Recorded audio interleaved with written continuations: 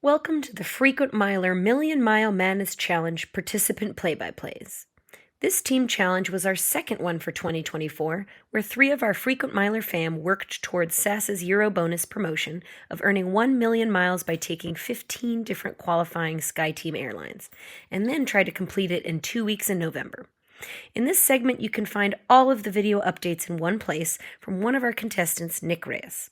For the full details on this challenge, be sure to visit millionmilemadness.com. Sit back, relax, and enjoy Nick's million-mile adventure. All right, so while Greg's been away at the Chicago seminars all weekend long, tied up, he wasn't able to book his Frequent Miler Million Mile Madness Challenge trip just yet. I have also been tied up all weekend. I've been in Washington, D.C. A couple of family members ran the Marine Corps Marathon today. Great event. Now I am in the car, stuck in D.C. traffic. We're on our way home, looking at about 6.5 hours in the car.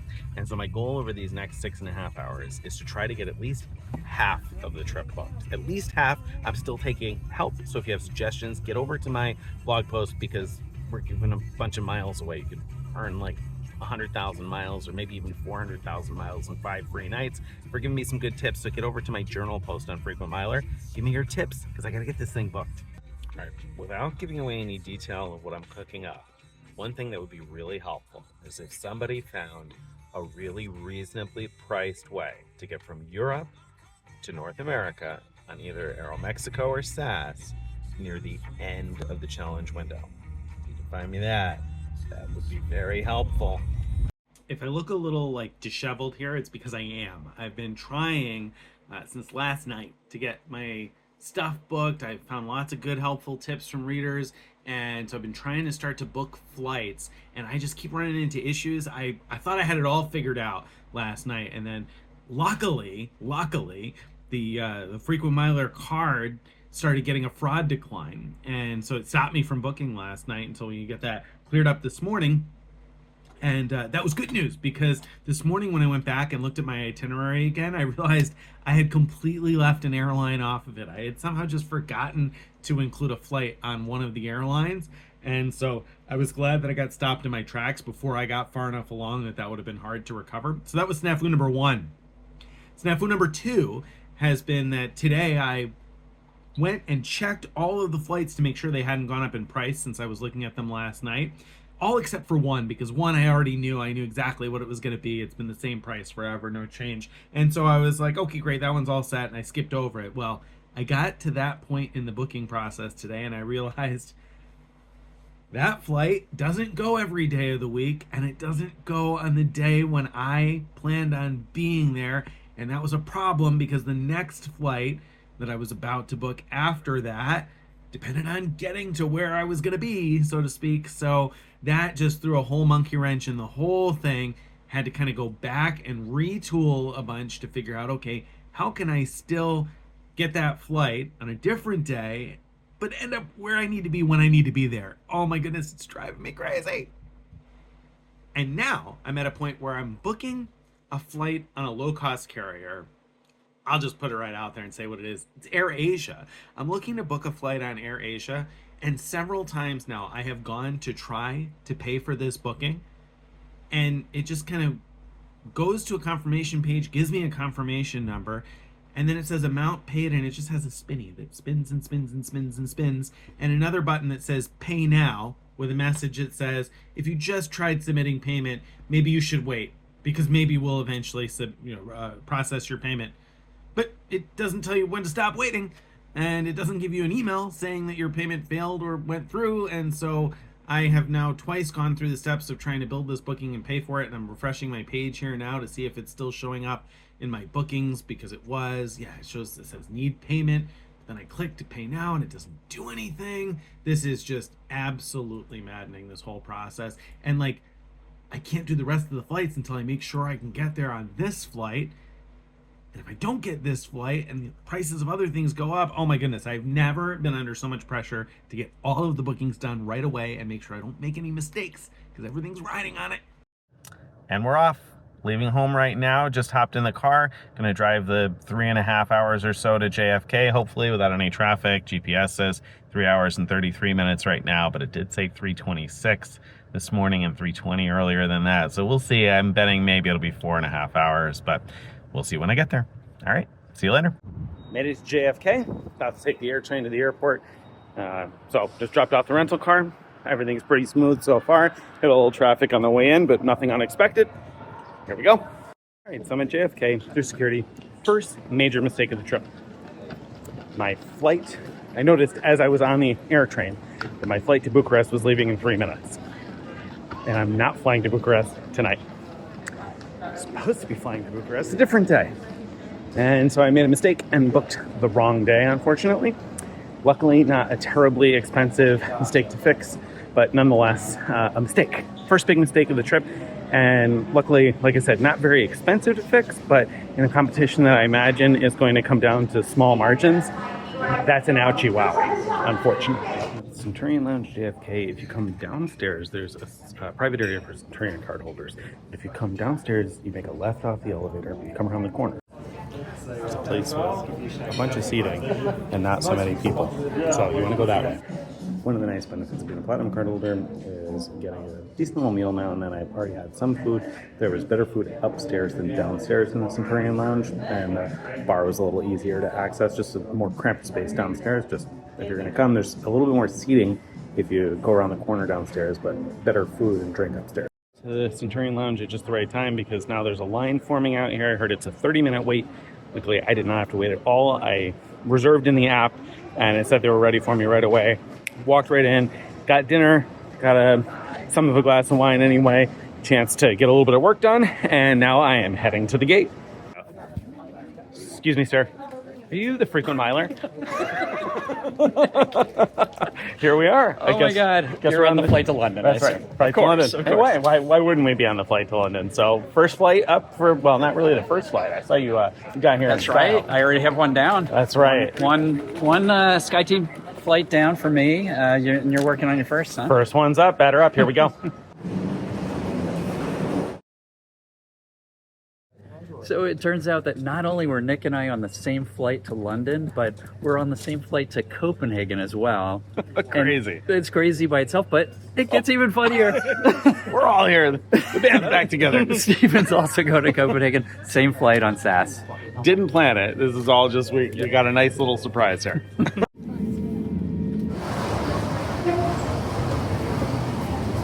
Trying to find our driver. We're outside of Copenhagen Airport. And we're trying to find the rideshare driver. But it seems to be a little more challenging than we expected.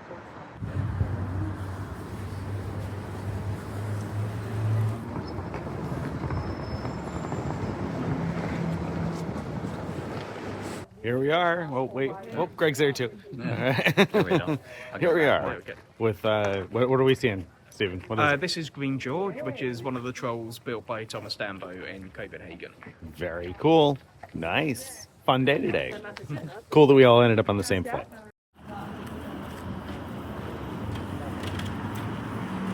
Here we go, guys. So Greg and Steven are going back to the airport. I am hanging out in Copenhagen for a bit because my flight isn't until late, but great seeing you guys. Great seeing you. See you later. Good Bye, luck. Nick. Good luck. See you guys. I just got done eating here at Slurp Ramen joint in Copenhagen, which came highly recommended to Greg, actually, from the chef at his favorite restaurant in his town. And let me tell you, it was a legit recommendation. I wish I had another stomach because I was not ready to stop tasting that. That was a fantastic ramen.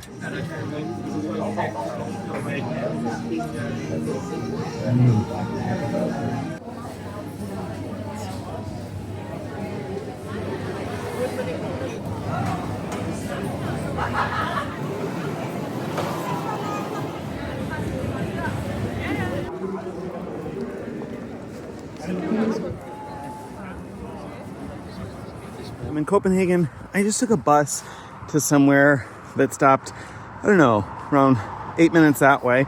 Walked through a lovely residential neighborhood, up these steps right here, and boom, there's the airport. So, lovely little public transit and stroll to get to the airport tonight in Copenhagen. The flight has had no gate information in the app, but here I can see that it's taking off from F7, a 19-minute walk. Gate closes in 40 minutes, so I should be okay, but see about that 19-minute walk. Even stopped for a bathroom break, still made it by 9:06. but did add almost another 2,000 steps to the day. Yeah, I'm impressed by this little reader tip. I wore this backpack all day today in Copenhagen, and it didn't get uncomfortable. It wasn't like super comfy, don't get me wrong, but it didn't bother my shoulders at all. And I had no trouble holding it back into this at the end of the day.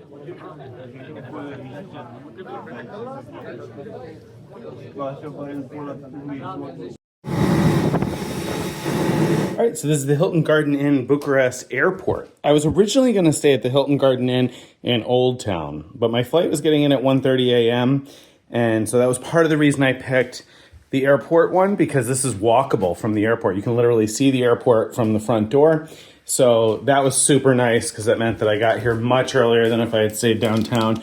And also, there's another reason, but we'll get to that tomorrow. In the meantime, very clean, nice, new, friendly service at the front desk. So far, so good. So while Greg and Steven are out there jetting here and there, running flight to flight at a breakneck pace, trying to get it all done as quickly as they possibly can, I gotta say, I have learned a little something from past challenges. And in our 3 Cards, 3 Continents challenge, Stephen Pepper taught me that sometimes you gotta kick back and relax, enjoy the experience, stop and smell the roses. You know what I'm saying? So that's why this morning, I got a 5 p.m. late checkout at my hotel. I slept in as long as I wanted.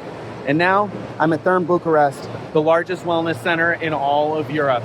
We got hydrotherapy, there's spa treatments, there's this entire sauna area over here with a whole ton of different types of saunas. There's infrared light therapy over there. We got swimming pools, hot tubs, wellness drinks, good food, healthy eating. If you bring the family, there's an entire family fun area with incredible, out of control water slides. This place is a great place to kick back, relax, a little self-care, a little self-love, you know what I'm saying?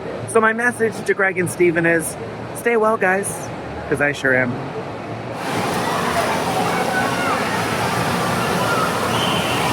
The Hollywood sauna over here, the Alhambra sauna was probably my favorite. All right, so I'm here at the Hilton Garden Inn Bucharest Airport. Had a fantastic stay here. Loved the room. Nice, clean, spacious. Seemed very new. Service was fantastic at the front desk. I was able to get a late checkout, which I really needed because I got here at 2 o'clock in the morning and needed to get some sleep and wanted to go get a chance to check out Therme Bucharest, which is very close. This is very close to the airport. Literally, you walk out the front door and you can see the airport. So I walked right over last night. And although it's raining right now, I'm probably going to walk back over for my flight in a little bit. Overall, great stay. Would totally do this again for a short layover situation, or if I primarily wanted to go to Therme Bucharest. Keep in mind that you are a bit of a distance from downtown, but that can be a good thing because you don't get caught in the traffic going downtown. The Hilton Garden Inn Bucharest is very near the airport, so here's the front desk. I'm going to walk outside.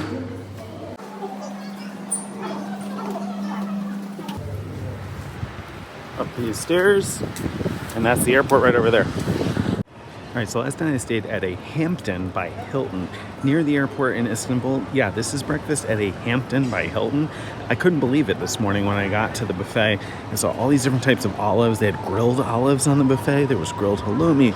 There were fruits. There was yogurt. There were delicious sausages, lots of dried fruits too, different types of toppings for your yogurt, which was fantastic.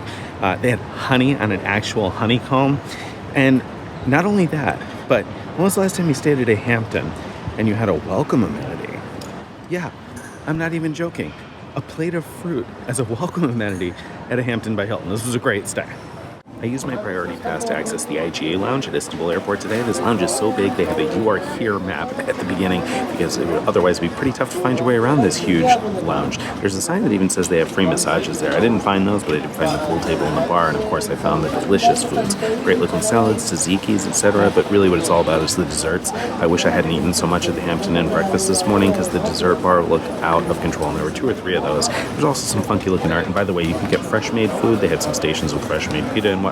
Overall, great priority pass lounge. IGA Lounge, Istanbul Airport, thumbs up. On to my next airline in my quest to earn 1 million miles with the SAS Eurobonus Challenge. I flew Saudia to Riyadh today. I got an exit row. The check-in agent told me I had an aisle seat, but asked if I would like to have an exit row aisle seat. Of course, I said, absolutely. Food on board doesn't look great in the picture, but the spices were delicious. It was actually pretty good. So overall, smooth flight, and now on to the next. Today I hit my 4th qualifying airline for the SAS Eurobonus Millionaire promo. So I've flown Virgin Atlantic, SAS, Therme, and now Saudia. I flew into Riyadh from Istanbul today. And since I realized when planning for my route for the challenge that I would have to be in the Middle East and get to Asia, there was an airline award chart sweet spot that I just couldn't resist. Can you guess which one? You saw that Greg flew Etihad first class from Paris to Abu Dhabi. So that, if I'm correct, would have been 62,500 American Airlines miles, which is a really fantastically good deal. He's not the only one who can get a good deal with American Airlines miles, because some of you guessed I'm using 40,000 American Airlines miles to fly from the Middle East to Asia in business class.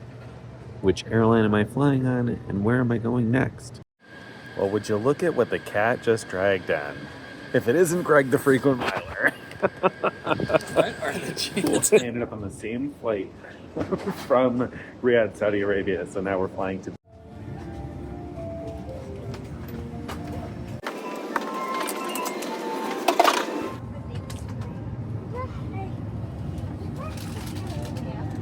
Qatar Airways Business Class on a 777. This plane actually I think is one of the ones that's leased from Cathay Pacific, so it's been redone with the Qatar upholstery and colors, but it's an old Cathay Pacific plane, nice and comfortable, great seat here, very happy. It's a great value too, as you'll read about when I post about it. 40,000 American Airlines miles. Today I got to fly Qatar Airways Business Class not once but twice using 40,000 American Airlines miles and about $75. I first flew from Riyadh, Saudi Arabia to Doha, Qatar, and then onward from Doha on a second flight. But in between, I got to enjoy the stunningly beautiful Qatar Airways Business Class lounge in Doha.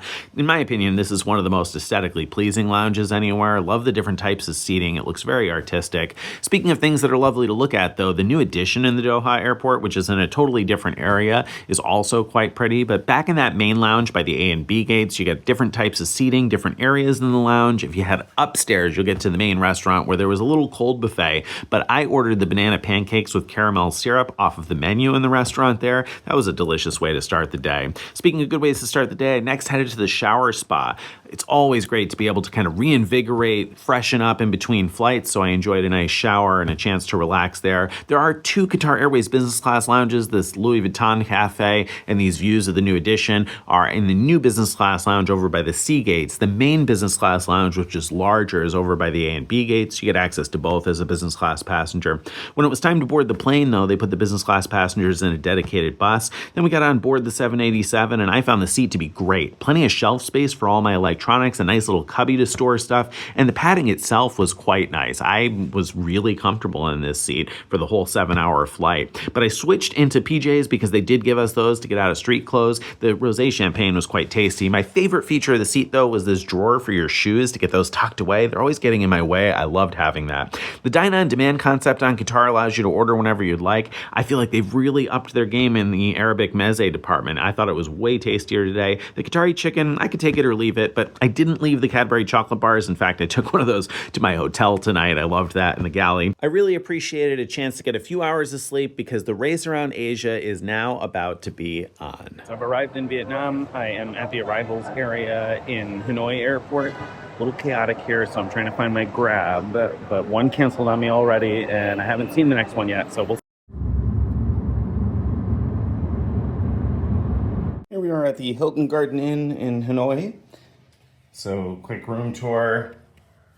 Really deep tub there. Oh, and a window that looks out into the bedroom.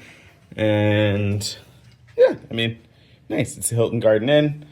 Basically, more or less what one would expect. I did get a slight upgrade I haven't seen yet to a room with a balcony. So let's see if there's any sort of view to speak of on the balcony. If I can. It has a balcony. I can't seem to unlock it or open it or whatever, but I don't need to break it. So suffice to say, there's a street down there, and I have a balcony. A lot of people have probably wondered how I have fit everything I need to fly 15 airlines over less than 2 weeks into just this tiny Tumi backpack. It's not really tiny, I guess it's a medium size, but here we got our hat, we got our water bottle. You open up the side of it and get a battery pack and a cable. The other side's got some deodorant in there. We got sunglasses. We have dryer sheets to make things smell nice. You open up the main pouch there, or the small pouch, I guess I should say, inflatable pillow, cell phone holder, an international adapter. We got earbuds. We got an eye mask. Let's get into the clothes though. We got a scarf because, it's going to be chilly in some of the places that I'm going to have to go to. We got this bag backpack. A reader gave me this tip for this collapsible backpack that folds up into like the palm of your hand, but then it also expands into a backpack with straps. You can fit your water bottle on the side of it. Great for carrying around during the day.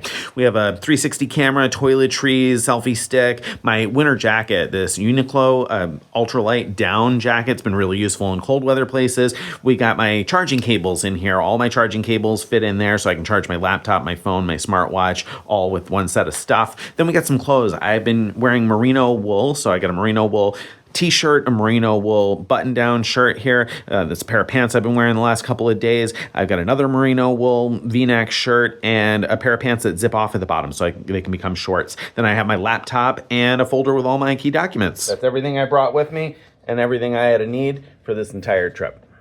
My biggest secret to packing light has been my switch to merino wool for just about everything. I love these merino wool shirts because they're super easy to wash and dry in your hotel room. I'll just fill up the sink with water and shampoo. And then I dunk the shirt right into that shampoo and swish it around, give it a good scrub, especially if you've been wearing it quite a bit, you want to give it a decent scrub and let it soak in there a while. Then I find the water pressure in the bathtub to be better for rinsing it out. Once you've thoroughly rinsed it out, you want to lay it flat on a towel, as flat as you possibly can, and then roll it as tight as you can in the towel. You want it to be really tight because you want the towel to soak up most of the moisture. I'll give it a little twist and then I'll roll my knees back and forth on it to really kind of get all the moisture out of the shirt. And then you unroll it and the shirt is already halfway dry, maybe not quite completely. So then you're going to hang it up overnight and by morning time, that shirt will be clean and dry. Good morning from Vietnam. I am already back at the airport in Hanoi, and quick tip on the airport. So if you do the online check-in, you can't use a mobile boarding pass at security. They won't take it. You need to get a paper one. However, you still want to do the online check-in because you can see behind me, there is, if you look behind me, there's no line, and then over there's a big line. The behind me with no line, that's for people who checked in online. And so you just walk right up and get a paper boarding pass. Whereas if you don't check in online, you wait in the long line in order to get your paper boarding pass or drop off your bags or whatever the case may be. So make sure you check in online. I didn't use the Vietnam Airlines app because a lot of people said that you couldn't get the boarding pass with it. But I think really what the reviews were saying is you couldn't use the mobile boarding pass, but it still saves you time. I checked in on the website on my phone though. And again, I got an electronic boarding pass, but you can't use it to get through to the departure gates here. There are a ton of priority pass lounges at the Bangkok airport. One of them is the Oman Air First and Business Class Lounge, which from the outside looks pretty darn nice, so I've been curious about checking it out. So, what do you say? Let's go.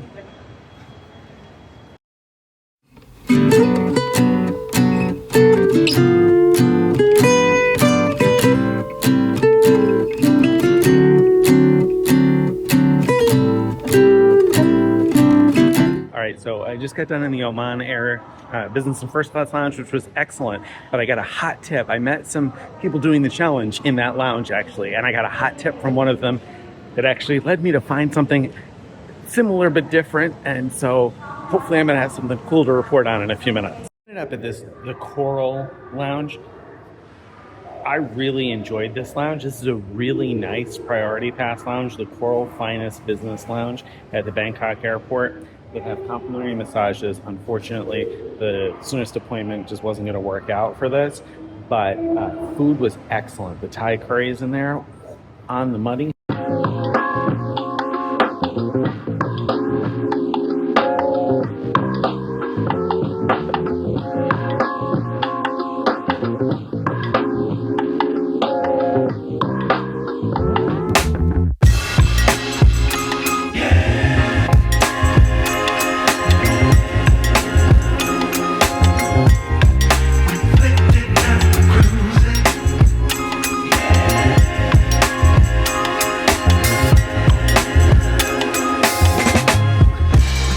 So I would totally go there if you got a layover at Bangkok. The way that the terminal is set up, it's kind of like a T shape, so you can get to any of the gates pretty easily or any of the lounges pretty easily. I would prioritize that one.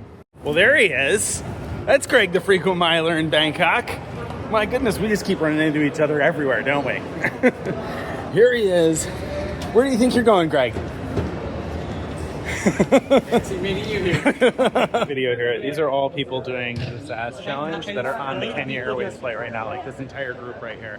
These are all people that are doing this same flight, the Bangkok to Guangzhou, for the SAS Eurobonus Millionaire challenge. Greg, the frequent miler here, must have bid for an upgrade. They're boarding business class, so he just gave me the "see you on board," and there he goes. I landed in Guangzhou a little while ago with Greg, although he was going one way and I was going another. And so I tried to get to the metro. Actually, I got to the metro, but I couldn't figure out how to pay for it with my phone, and I didn't have any cash, and there were no ATMs down in the arrivals area, oddly.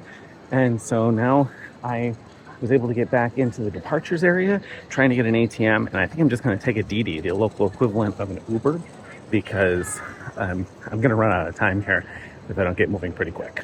So here I am at the Guangzhou South Railway Station. This has turned out to be much more challenging than I expected it to be. I'm just trying to get to ShenZhen, and I don't know, I thought I would take the metro. That didn't work out. It took me a while to find cash, which I didn't end up needing for the Didi anyway. And then I got into the train station, and there's like an ID verification station that I couldn't get through, so I had to use Google Translate. But thankfully, I used Google Translate to explain to the security officer what I needed, and they used Google Translate on their phone to tell me where I needed to go. So now I'm walking through this giant train station, Guangzhou South, to try to find the ticket counter so I can buy a ticket to hopefully get to ShenZhen tonight. So if you're going to buy a train ticket from Guangzhou, just buy it on trip.com, because it is quite a walk getting to where you got to get to in order to buy the ticket. Way downstairs here, like downstairs and as far away from everything else as possible. So now I'm trying to find my way to the platform to hopefully catch this train that leaves in about 25 minutes. All right, so I made the train. It was a little challenging. Luckily, I met a couple of people doing the challenge who were familiar with Frequent Miler, who were on the flight from Bangkok to Guangzhou and got to the train station here separately, but were able to help me message back and forth to confirm that I was finding the right things and actually get me to the right platform when they told me the wrong one initially, and then help me even figure out my seat because the receipt's all in Chinese. And so I also used Google Translate to double check a second ago. But anyway, I made the train, and so now we're on to ShenZhen. Train is comfortable enough, and there's power, which is big because my battery was almost dead. Quick recap of my day. So I woke up this morning in Hanoi, Vietnam, and I flew Vietnam Airlines from Hanoi to Bangkok. That's one of the qualifying airlines for the SAS Eurobonus Millionaire Challenge. Then I flew Kenya Airways from Bangkok, Thailand to Guangzhou, China. Kenya Airways, another one of the qualifying airlines. They operate a Fifth Freedom route from Bangkok to Guangzhou. That's a very popular route. I met a whole bunch of other travelers doing the SAS Eurobonus Challenge on that flight today. Then I got to Guangzhou, and from Guangzhou Airport, I had to take a Didi, which is like the local equivalent of an Uber, to get to the Guangzhou South Railway Station, which is a massive railway station. Google Translate was really helpful in working with security to figure out where I could buy a ticket. I had to buy a ticket to get to ShenZhen. So now I took a train to ShenZhen North, and then another Didi to get to a hotel. Now listen, I've been mostly trying to stay at Hilton properties because Hilton's been incredibly generous. They gave us 5 Be My Guest certificates. That's 5 free nights at any Hilton brand in the world for the reader or listener or follower of this competition who is most helpful to the one of us who wins. It's an awesome, awesome prize. So I've mostly been staying, in fact, I've only stayed at Hilton so far. But tonight in China, I'm doing something different because there's a brand that you can only stay at here and pick up your Hyatt Brand Explorer. That's a Ur Cove. Ur Cove is a Hyatt brand that only exists in China. So if you're looking to pick up one of your Hyatt Brand Explorers, this can be a great way to do it. Most of these locations are category 1s, so low on points, low on price, but as you're going to see, pretty high on niceness. Watch the door here. Open sesame. Pretty cool.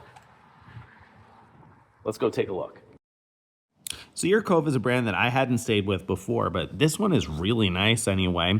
You go up a couple of flights of steps in order to get to the lobby here, and once you do, the lobby looks impressive. There's that huge disco ball there, but once you get into the main part of the lobby, it just looks like a giant library with the art and the floor-to-ceiling bookcases and the model ship here and the table with the stars over top of it. It just has a really grand feel, that chandelier in the middle. The lobby feels really, really nice and classy. Elevator is, typical elevator where you type in the floor number you want to go to and it tells you which elevator is going to open first.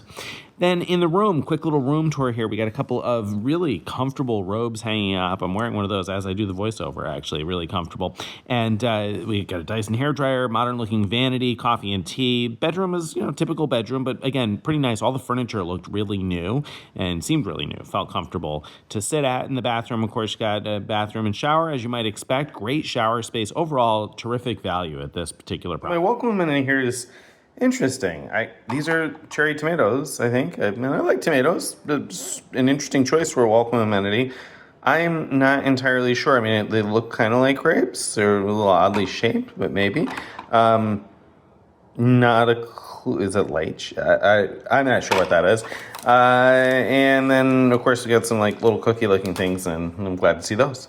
Interesting welcome amenity. Plan for this morning is not going to work out. I'm here at the ShenZhen, I don't know how you pronounce it, Shikao, perhaps, cruise terminal. And the reason I was here is because there is a ferry to Hong Kong Airport. You can actually do Hong Kong Airport check-in here at the ferry terminal and then take the ferry and land inside the secure zone at the airport. And so that's what I wanted to do today, because I thought that'd be really cool to get a different mode of transportation in, and to take a ferry into the secure zone of the airport. I thought would have been really cool, and it's not very expensive to do.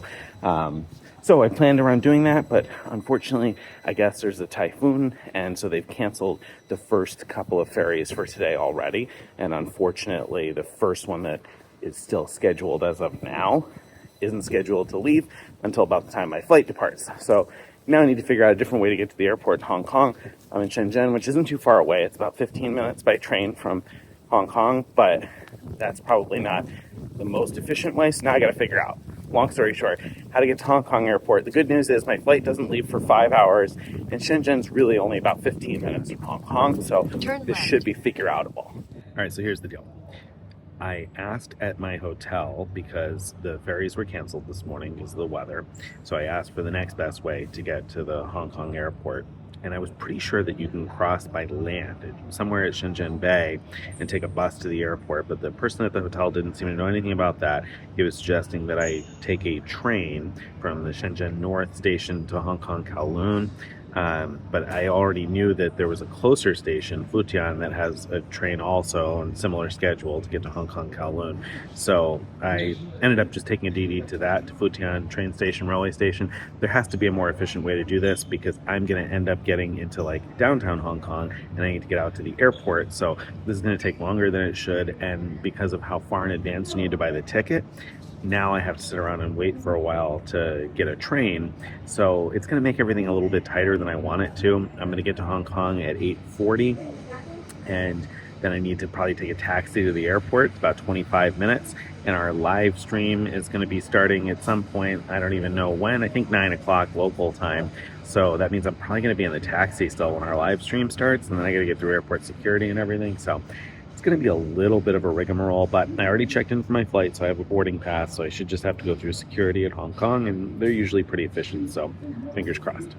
Not the live stream this morning, that I was sweating because things didn't go according to plan getting to Hong Kong and the airport, and so I was on the latest possible thing I thought I could maybe get and still make it, but I was still nervous, not knowing how long it would take. Well, I should not be surprised at the efficiency here.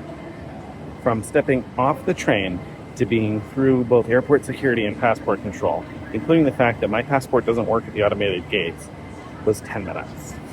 10 minutes on the dot from stepping off the train to being through both security and immigration. I made it to the airport. I made it to my gate about 13 or 14 minutes before they started boarding, so I got a chance to sit down and relax for a second, catch my breath, and stop sweating. And so now I'm getting on board the next flight.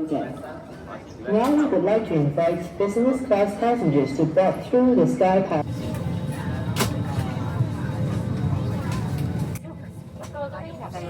Here's the deal.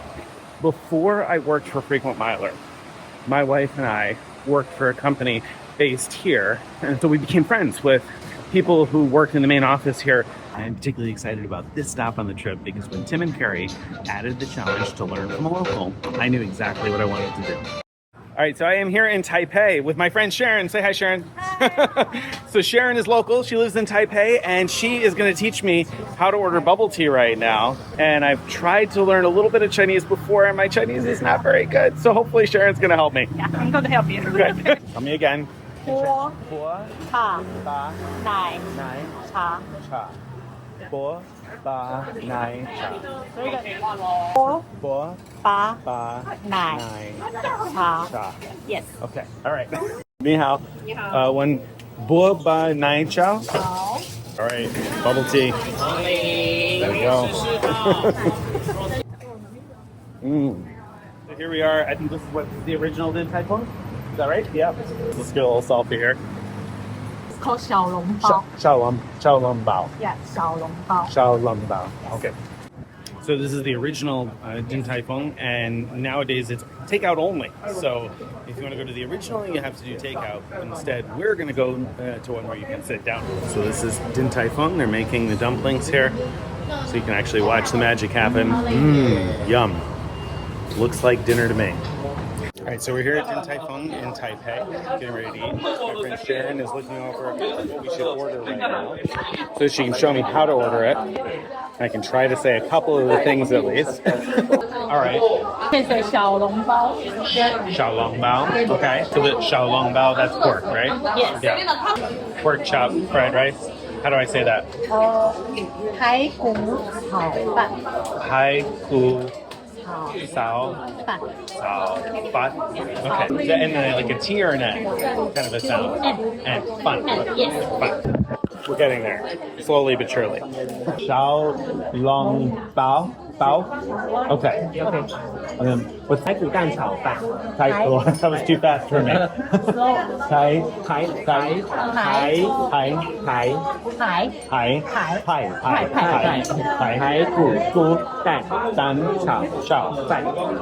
how do I eat this? Now you usually put the vinegar into the ginger, Okay. and you take the dumpling and dip here. Okay. Okay, very good. Bye, Sharon. It was great to see you. Thank you very much. Yet again, from the time I stepped off the train to the time I was through airport security and passport control, including walking through the airport to get from where the MRT is, 10 minutes.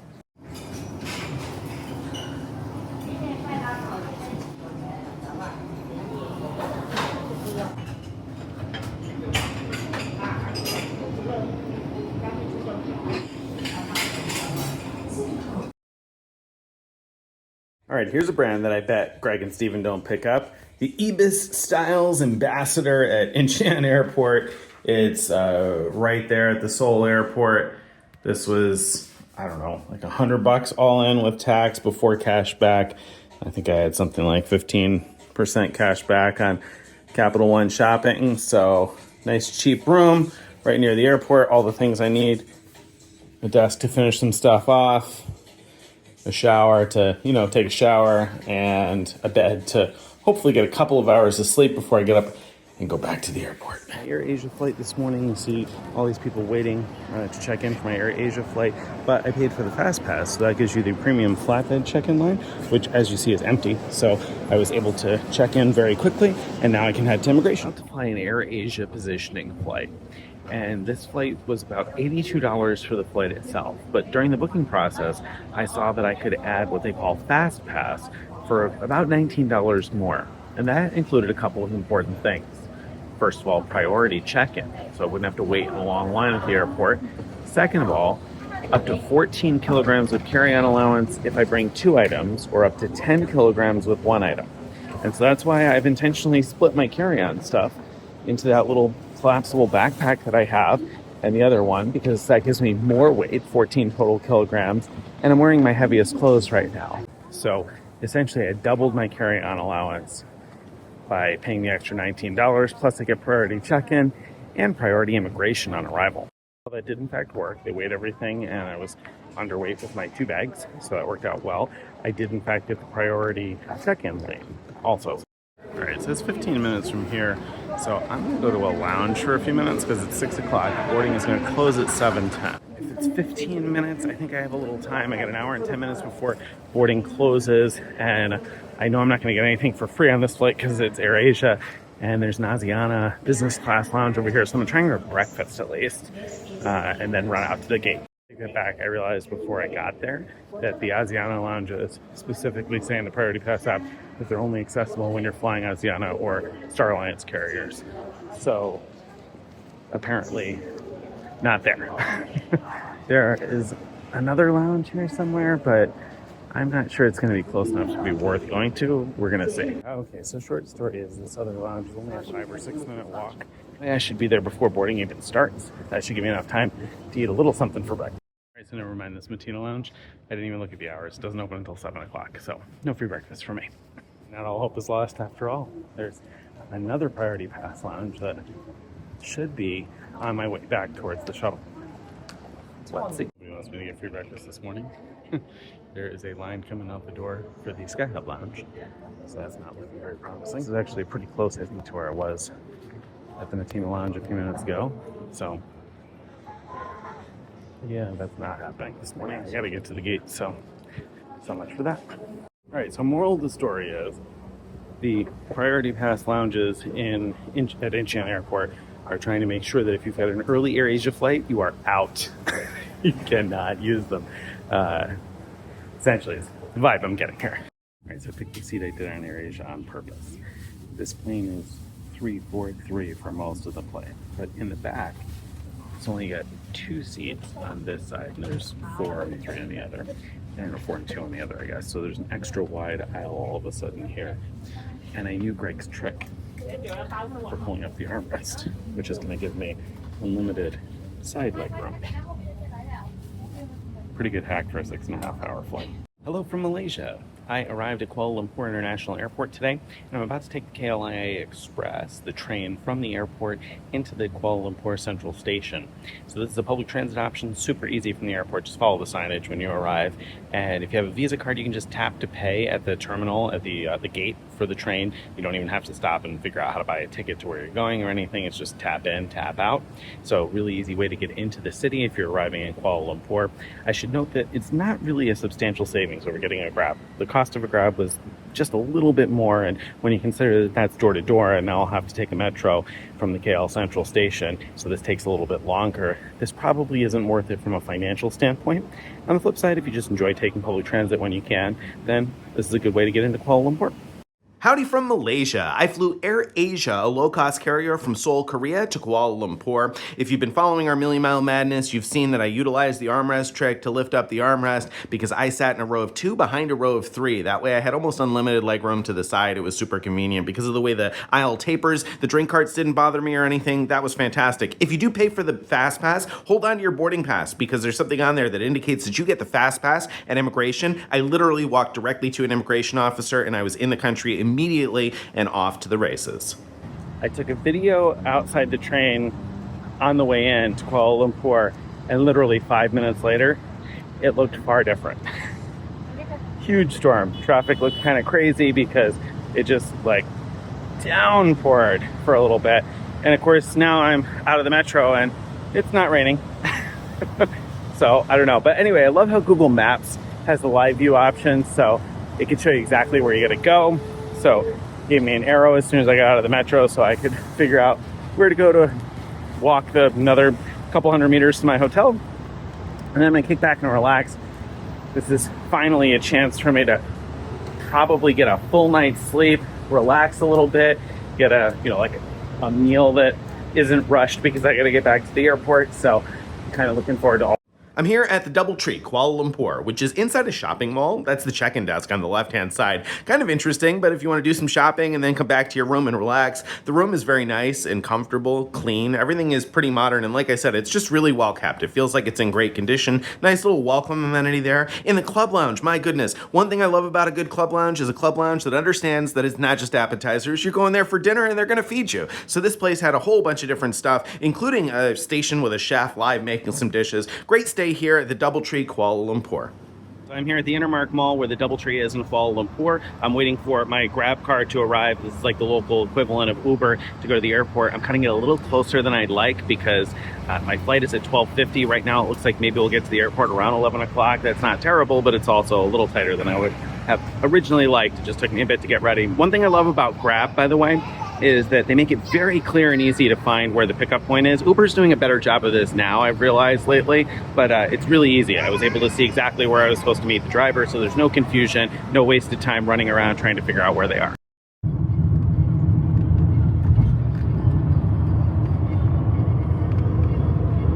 All right, back at Kuala Lumpur International Airport. It's 11:03 a.m. My flight is at 12:50. Should be no problem, I think. Well, the line for check-in is kind of long, so I would be a little nervous, but I'm not yet. Check-in was a little slow, but it said that it actually closes 60 minutes before departure, and it's still about an hour and a half at this point before departure, so I imagine I should be good to get through immigration and airport security, because like I said, I got about an hour and a half before the flight leaves, so it probably boards in a little bit less than an hour. So anyway, off we go.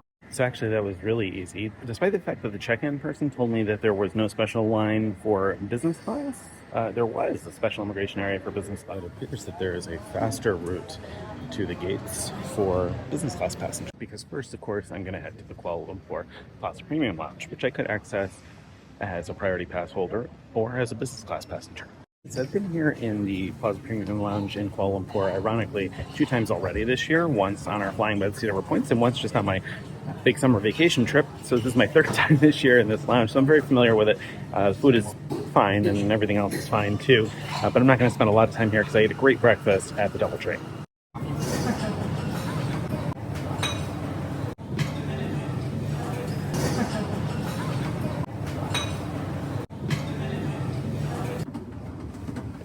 A little confused because it says first and business class this way, but I just came from that way and somebody pointed me down. All right, well, somebody had sent me down that escalator. Signs sent me back up and they point this way, so it certainly seems to suggest that first and business class passengers go this way for some sort of a fast track. We'll give them that they have a lot of signage, and this is specific, I think, for first and business. That last sign was telling me to actually turn at that G1 gate. It's not going to turn around and go back there, because now I remember seeing something that said first and business gate G1 to get to the C gates. Intuitive, right? Here I'm coming back towards gate G1 and I see that sign is definitely turning me to the left. Okay, we found it.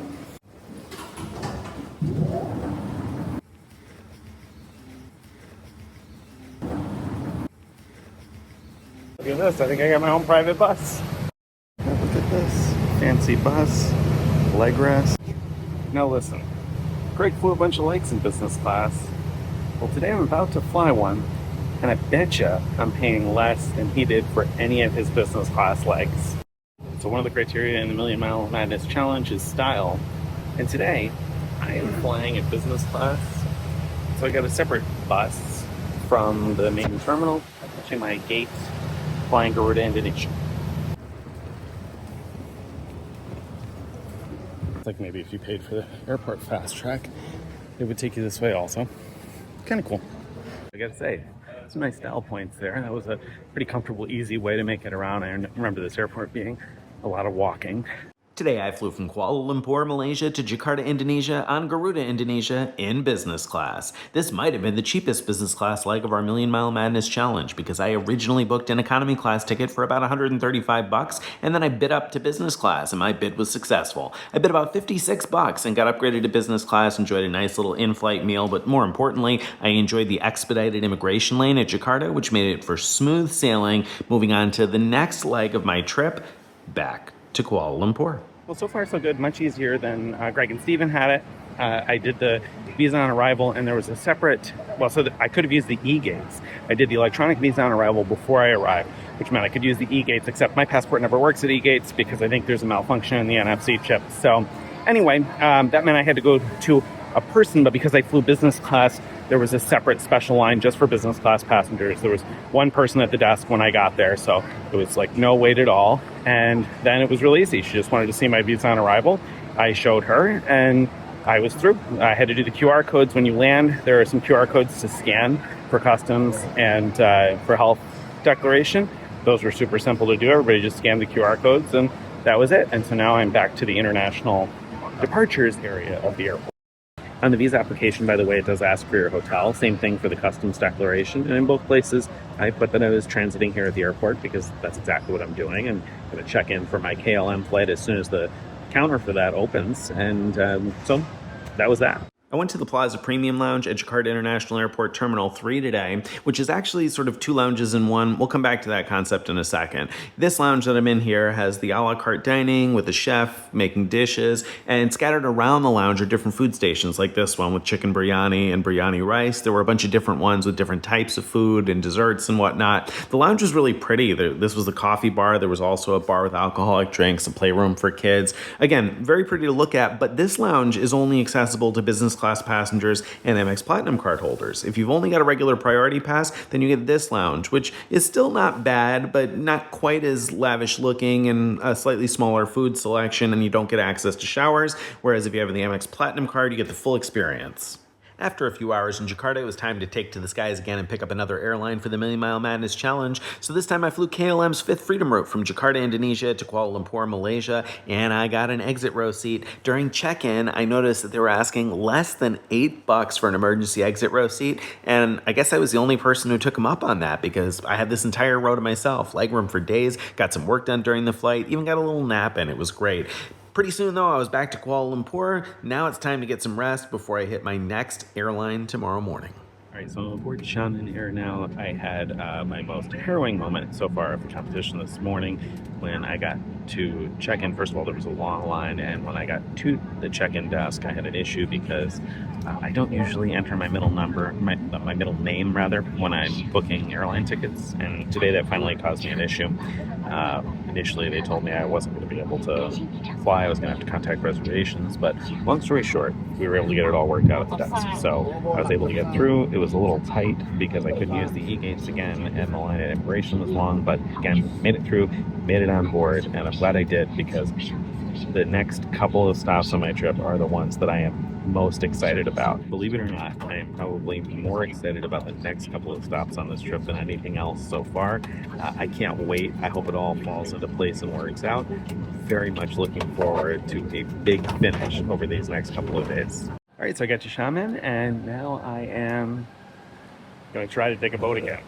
I'm in International Cruise Port, which is, I think, where you get tickets for a ferry to Gulangyu, which is an interesting looking island. I'll tell you more about if I figure out how to get there. All right, so I got my ticket. I am at the Xi'an International Cruise Terminal, so you can kind of see the city over here. And so I'm at the cruise terminal here, getting ready to take a boat over to, and my pronunciation is probably bad here, but Gulangyu, which is an interesting island because it was settled by different foreign groups, actually. So it was basically an island for foreigners for a long, long time. Sometimes called like the music island or the piano island because there are more pianos per capita, I guess, than anywhere else in China. And in fact, a number of the most famous classical musicians from China come from this island. So I'm curious to see it. The architecture is supposed to be really interesting because it's a mix between, you know, foreign architecture and kind of traditional Chinese architecture. So I'm really curious to take a walk around. It's a small island, and so it should be pretty cool. I don't have a lot of time there, but I'm looking forward to it. Now, I know Greg and Stephen have taken planes. I don't actually know if either of them have taken a train outside of the airport. I have. I'm not sure if either of them has taken a public bus, but I've done that too. I'm sure they've taken taxis. But I'm pretty sure that neither of them took a boat anywhere on this trip. So I'm pretty sure I got them by modes of transportation.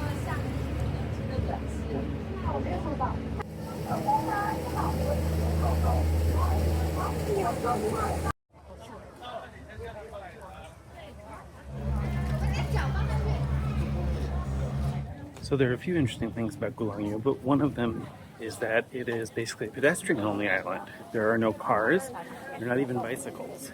There are some electric tourist buggies these days. They're sort of like extended golf carts, but not very many of them. So it makes it a peaceful place to go for a stroll.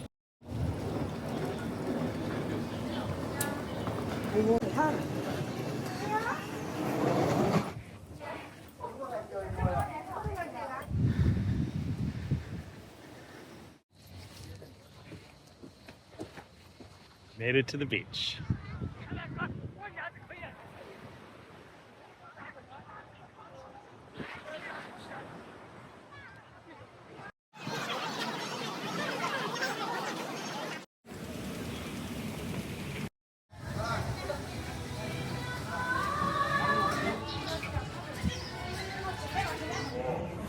Check this out.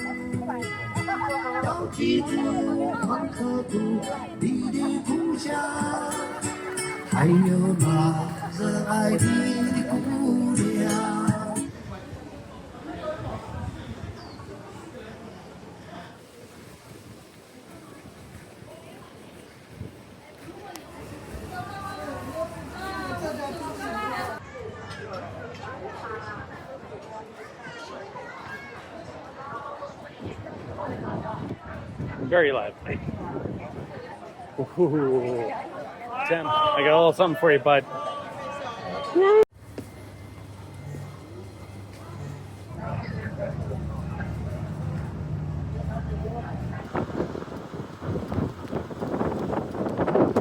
We had a great day out in Xi'an today, and now I'm back at the airport. And I'm pretty excited about this next flight because in the beginning it was clear that Greg and Steven and I would overlap in a lot of different hubs, right? We're flying the same 15 airlines, more or less, so we're going to end up in many of the same cities. But the itinerary I ended up picking on this next airline took me through an airport that I thought it was very unlikely that Greg or Steven would visit, and sure enough, I don't think either of them have. So I'm pretty excited about my next stop because it's a place I probably wouldn't have visited otherwise, but I'm excited about where I'm going and what I'm going to do tomorrow. All right, we're at the Canopy by Hilton Xi'an in Xi'an, China. This is an interesting brand that we don't see a lot of. Definitely funky looking style here. I like the funky style though. Got a slight upgrade to a King Deluxe, Grand Deluxe, something like that. From a regular King. Nice looking shower. And a nice deep soaking tub. Yeah, this will do for the night. Love how they stick to a theme here. That orange color, even on the Nespresso. And nice little welcome amenity too. Got a whole bunch of fruit, a couple of cookies. Kind of cool. A great little closet feature. This is right at the beginning of the closet. It's like a little tray for your phone or keys or wallet or whatever. Having a place like that to put that stuff as soon as you come in, that's really nice. All right, Greg, I'm throwing the gauntlet. Challenge thrown out there. Come on, Greg. Take me on. Got you right here.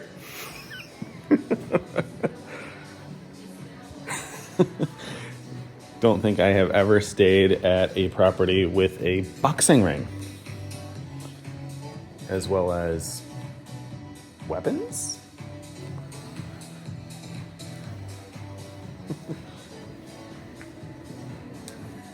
Pretty cool gym space, though. Come on, Greg, let's go. You ready? Very glad I bought this AirAsia umbrella on board my AirAsia flight. It was very cheap, and I thought it might come in handy to have one. I thought it was going to rain in Malaysia, actually, but happy to have it today in Xi'an. So today I'm here at the mausoleum of the first emperor of the Qin dynasty, otherwise known as the place where you can find the terracotta warriors, which were built more than 2,000 years ago. I think about 300 BC is the estimate on them. And they're so definitely a really cool World Heritage site to see, a place that I've always seen in books but never really thought I would see in person. And that's one of the things that I love about award travel and this crazy world that it opens up, that I get to see all sorts of things that I only ever really thought I'd see in history books.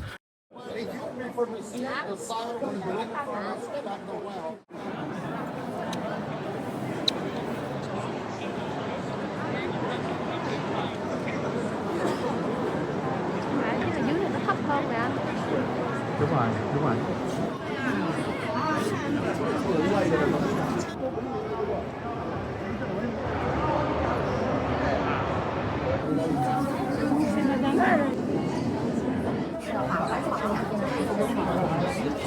Right, so I'm about to land in Dubai after an 8.5-hour China Eastern flight from Xi'an to Dubai.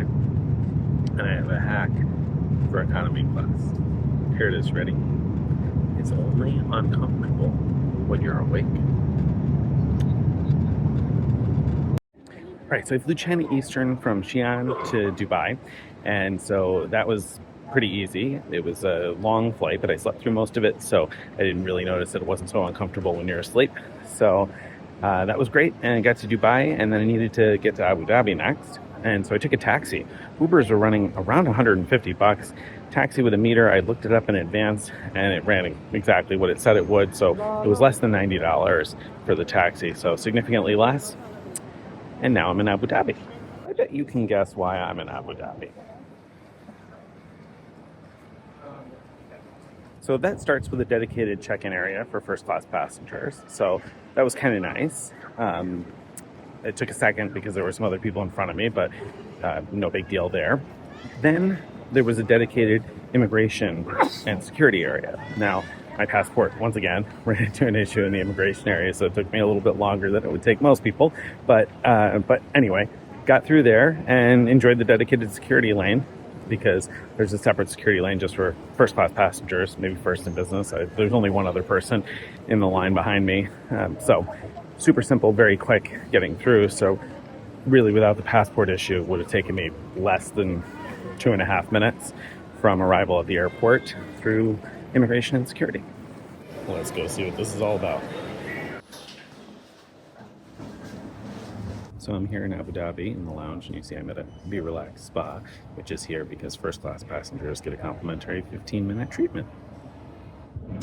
Complimentary beats Greg's Equinox treatment, doesn't it? I just got my free complimentary 15-minute Be Relax massage. There were a couple of deep tissue options. There was like a head and shoulders maybe option. I just did the overall relaxing 15 minutes, told her what hurt, and my goodness, that was terrific. I'm not usually a massage guy. That was excellent.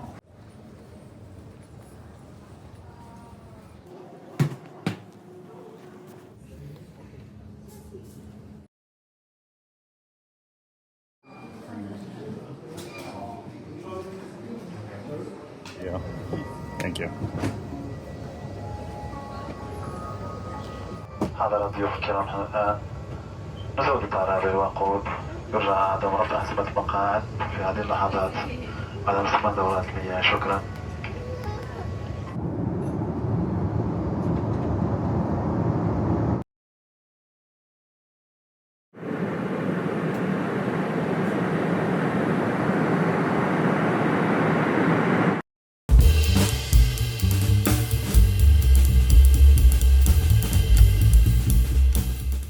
Landed in Paris on Etihad, and I gotta catch my next flight. I got about 2 hours before it boards. Wish me luck. Yeah, I think this is officially my tightest connection of the challenge, which is kind of ironic, but we'll see. I was a little nervous because I know Paris is known to be slow sometimes, and I've had some slow experiences here over the last couple of years, but I'm hopeful. Being here early in the morning, being first off the plane, hopefully is gonna help. All right, so I cleared transfer security in less than 20 minutes, so that much is good. Now I got to take a bus to Terminal 1 until I board to go, and I'm actually just waiting for other passengers. And so anyway, then hopefully I'll make it. I got about an hour before boarding, so I'm crossing my fingers and hoping still. I've just been following signs, and there are no human beings, so I hope I'm going the right way. I keep following signs to get towards my gate, and I haven't seen another human being in a few minutes. It's kind of weird how quiet it is and how there's nobody else going this way, but I'm following the signs, so hopefully I get there. All right, well, I'm finally through, so all's well that ends well. It was a lot of walking and a couple of buses. It was confusing, and then I was in a number of corridors where there just weren't any people at all, and so no workers or anything. So it was a little weird, and I was like, oh man, did I make a wrong turn somewhere? Am I going to miss passport control? But thankfully I did not miss passport control. I made it there. Of course, my passport did not work at the e-gate, but the helper person there brought me right up to the front of the immigration line, so that was nice. So very easy breezy on the way in. I might have mentioned, I don't know if I mentioned, if my passport worked at the automated e-gates when I entered in Dubai, it did not when I went to leave in Abu Dhabi. So definitely going to renew my passport when I get home, because I had some weird things happen these last couple of days. So then I get to the security checkpoint for my gate, which was odd. I had to go through another one because I went through one when I transferred. So then I went through passport control and had to go through security again. So that was kind of odd. And it said that my boarding pass was already been scanned because it had when I went through transfer security. So it was weird for a few minutes, but it all got resolved. So got through, gonna make my flight, not by a lot of time, but gonna make it. I know that some of you probably have wondered why I chose the Million Mile Madness routing that I did. You must think, well, Nick, you had to know you would lose on speed if you went to Europe and then Asia and then back to Europe. And the truth is, yes, I knew I would lose on speed, but I hoped that what I would lose in speed, I would make up for in style. And I would do that in a variety of ways, like the Qatar Airways Business Class Award from the Middle East to Asia, or the Etihad Apartments First Class Award from the Middle East to Europe, or activities I would do, like my day at Therme, Bucharest, or kind of cool out-of-the-way things, like going to see Gulangyu Island off of Xi'an during a layover, or the Terracotta Army in Xi'an. And when I realized that the end of our challenge was going to be the start of the holiday season, there was one last thing I couldn't resist. You see, I love a good holiday market, and when I realized where our challenge was going to end, I couldn't pass up the chance to get to the Vienna Christmas markets.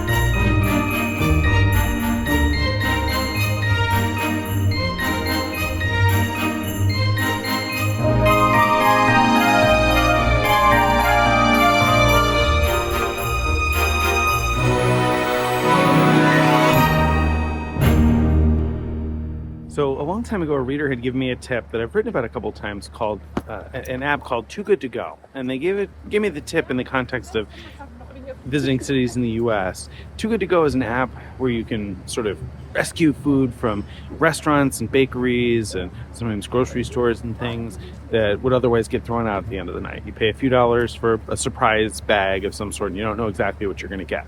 Well, I was surprised a while back when I found out that Too Good to Go is actually a European app originally. It started in Europe.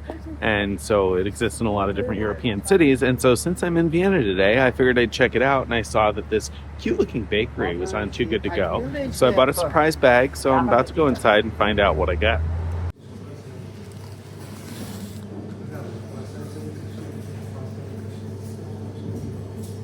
And here we go. This is what we got for €4. It feels pretty heavy. We'll have to see what we got.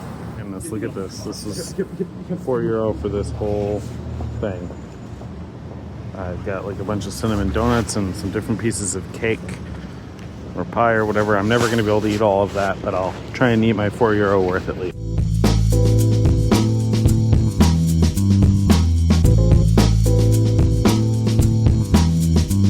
I am at the Hilton Vienna Plaza. Got a very slight upgrade from one king room to a Hilton Plaza room, which doesn't really seem to mean anything here. I think it means a view, but I haven't actually looked outside yet. But there are plaza rooms on all sides of the hotel, so it doesn't seem that possible. It's a particular view. But anyway, nice looking shower, good looking bathroom. Love that there's a bench right before the door, always convenient for putting shoes on, things like that.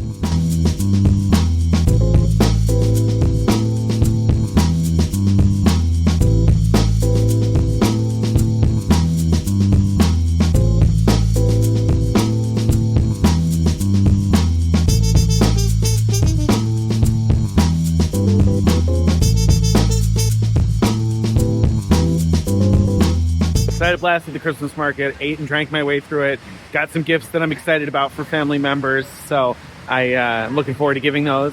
And now I am getting ready to go back to the airport because it's time to finish up this challenge and make my way home.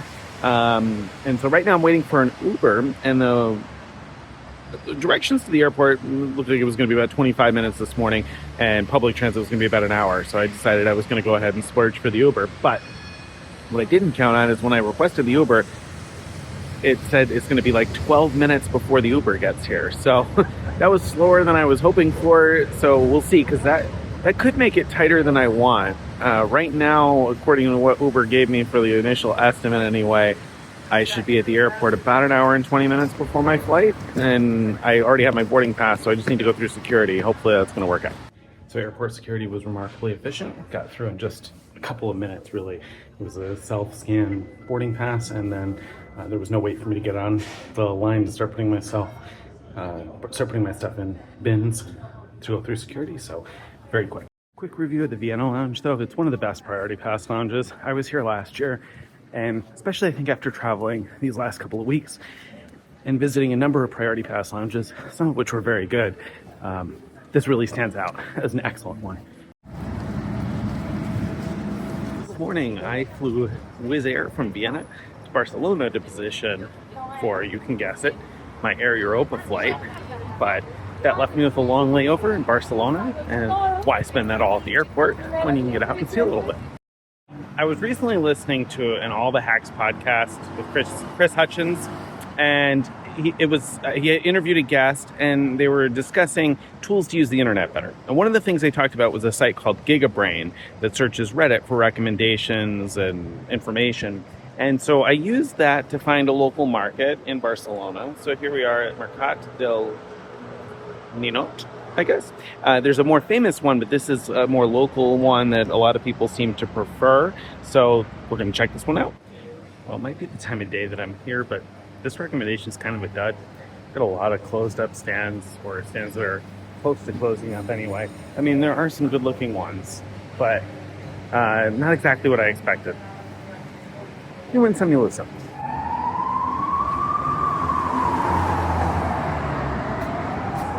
It's called Local Tapas in Barcelona. Highly recommended.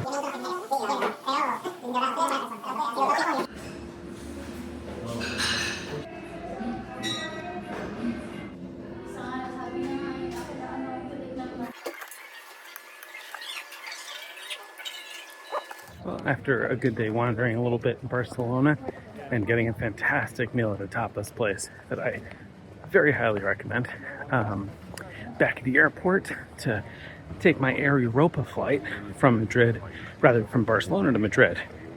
This flight was $27 and should qualify for miles, so super cheap flight. But my goodness, they make sure you get your steps in on the way to the gate in Barcelona. This is the one for a flight that departs at 8:30 that boards at 7:15. An hour and 15 minutes ahead of time for a domestic flight. Wow. To Madrid Terminal 4, Madrid Airport, and this Hello Sky should be the hotel that's inside Terminal 4. And that's where I'm going to be sleeping tonight. Room Madrid's by Hello Sky. I booked this because I needed a quick overnight at the Madrid airport. This is inside Terminal 4. It's floor -1, so down in the basement. Everything is very clean and looks actually relatively new. I mean, there's a little bit of dirt on the walls, I guess, but overall looks nice enough for the short overnight layover that I have. Again, this is inside Terminal 4. You need to go to floor -1, so you got to go through the arrivals and through baggage claim and to floor -1, or if you're going to a different terminal, there's a free bus between terminals that'll bring you here.